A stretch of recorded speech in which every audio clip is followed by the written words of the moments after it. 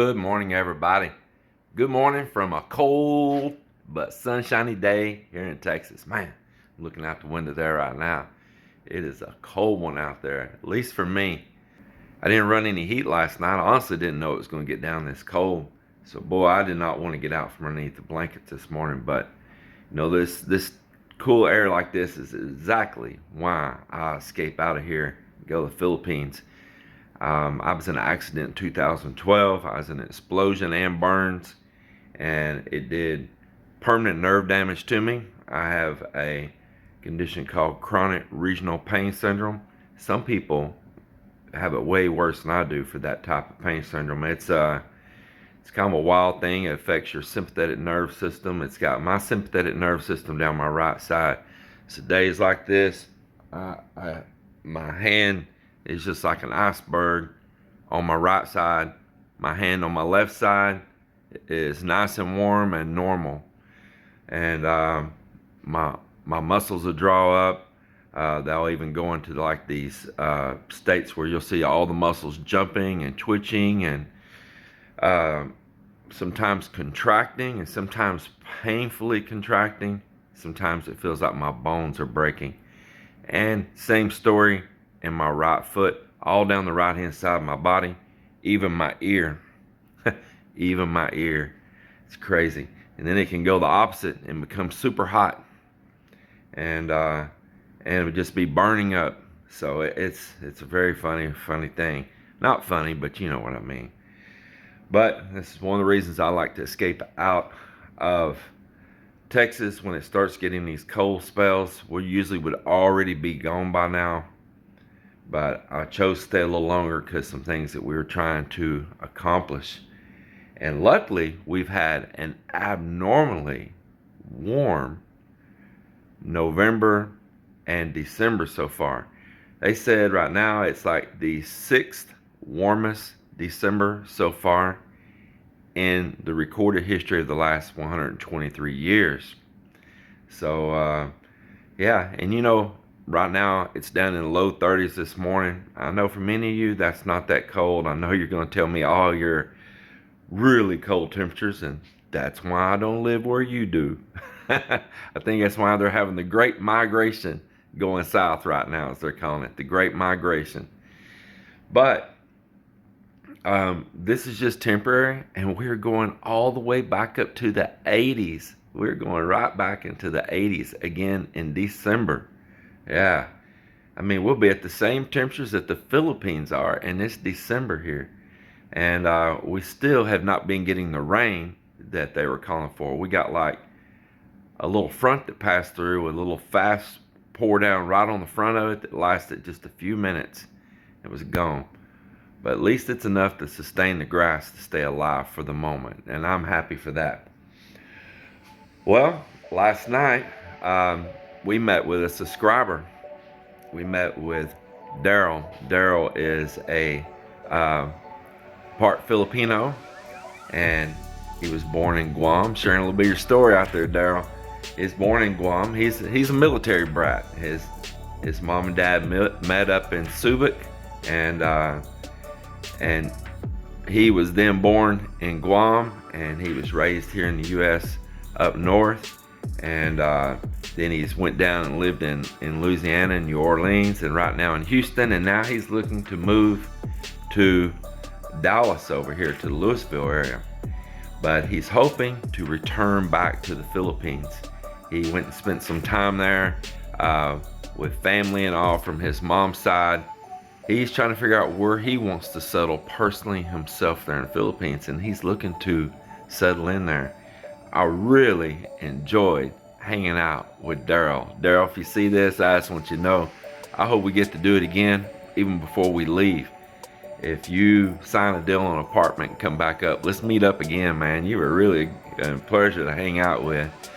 So we ate some Cajun food last night. We happened to see this little Cajun food place over in the town of Rockwall.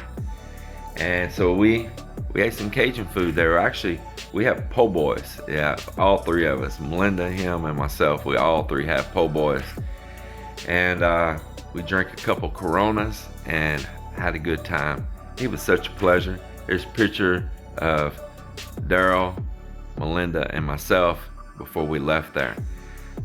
I started interviewing him and shoot video with him, but you know, I'm not like some vloggers. I just don't like to just slam a camera in everybody's face. I should have talked to him about it beforehand. I mentioned later and he said he would have been okay with that, but you know, I just try to respect other people. I'm not one of these that like to shove a camera in everyone's face, try to get a view, you know. But Daryl, if we meet again, I'd probably like to sit down and talk to him, and you get a perspective of someone else, you know, out there on this journey, because he is a dual citizen, and he really looks Filipino. He really looks Filipino. And he's a dual citizen that, once again, was raised here in the U.S., but his heart is telling him to go to the Philippines.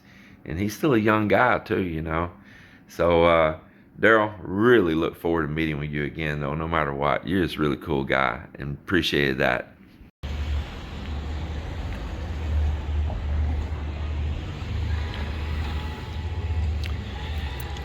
So we're dropping off these ballot buying boxes here today, and we're gonna meet up with some subscribers again at Bistro B over here off Walnut by the Hong Kong market.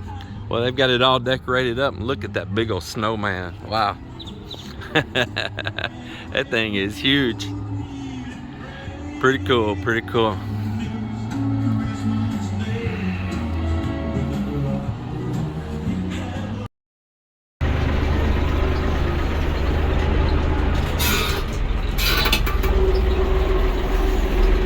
Look how green that field is turning now.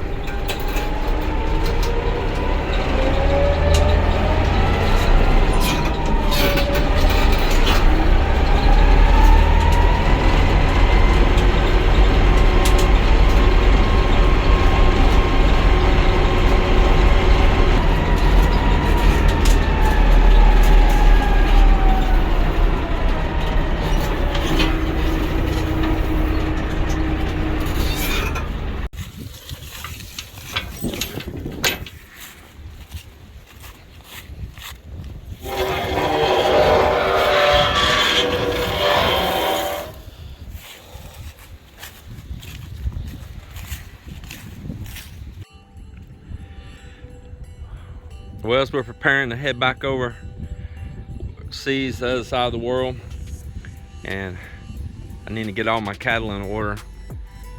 Like I say, I ain't selling out everything like something irrational, but I gotta divide these cows up on the 2 different properties so they don't trump in the fields too much, and that way I have some grazing when I come back, and have some hay fields when I come back.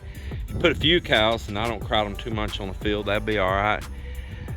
Well, what we're gonna do right now is we're gonna tag them. They're gonna get their little ears pierced, looking all beautiful. So got an ink marker here, and I got my little tagger, and they're gonna get a pierced ear, and it ain't no different than a person getting a pierced ear there.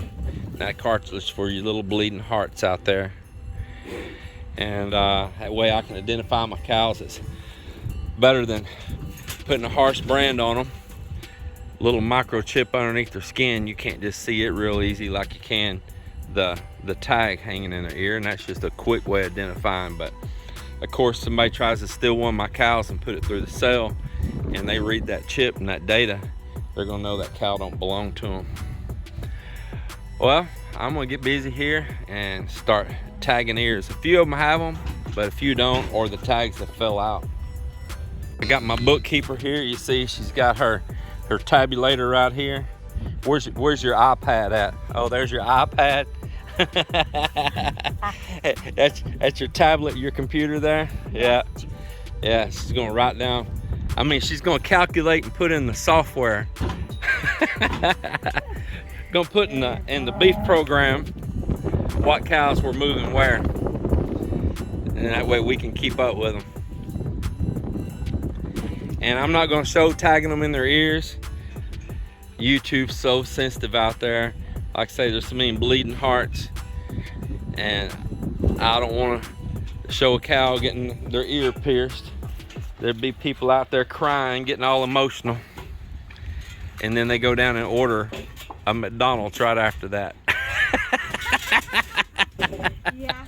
I'm so sad. I'm gonna have to have an Arby's. Burger King. Yep. All right, they got the pretty little earrings in now. Yeah. Here they are.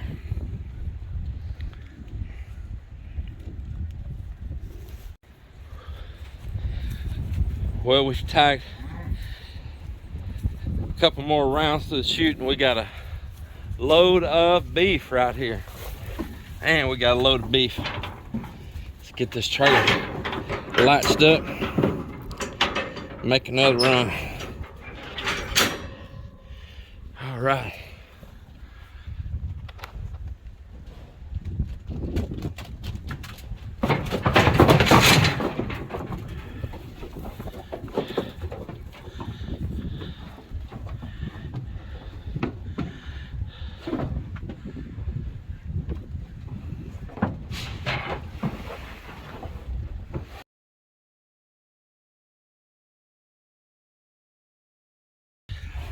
Whew. Well, we did another load here, and they got the pretty little earrings put in. Yeah, we're gonna haul another group over, turn them out, split this little group on the two pastures. So here we are down to 3 little young heifers.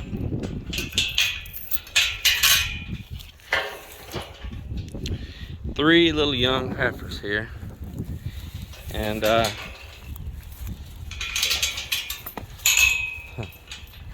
young. You're like teenagers running wild.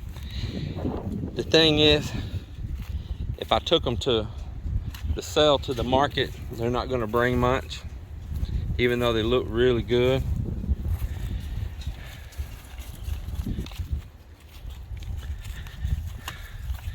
So when we're gone, they'll be 6 months older. And that's gonna put them right in at breeding age. And I can sell them better money as breeding stock than I can for meat right now. So I might even let them get bred and sell them pregnant, or even calf to the side, who knows. But it's just no sense in hauling them to sell right now. Give away good work. So I'm gonna load them up and go put them on pasture with those cows that we just moved that are pregnant.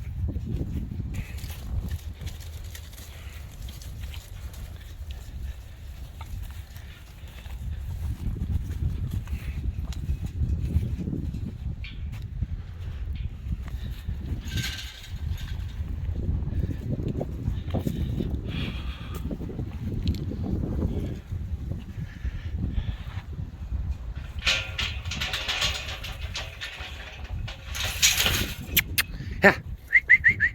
Here. Here.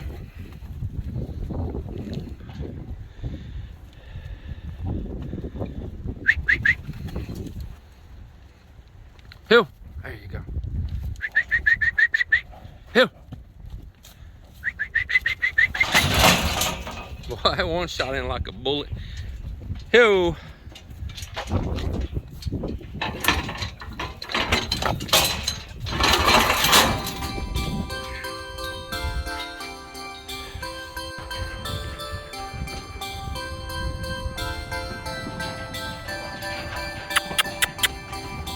Let's go, boy.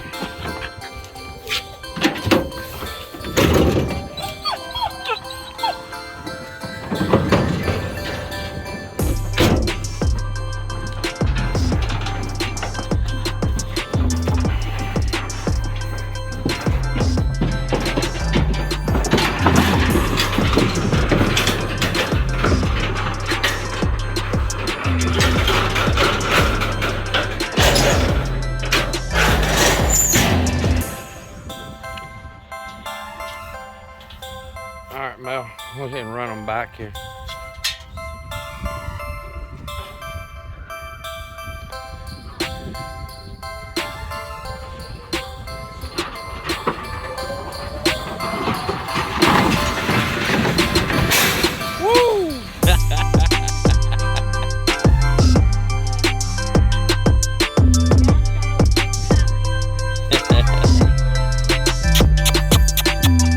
on, load up. There you go.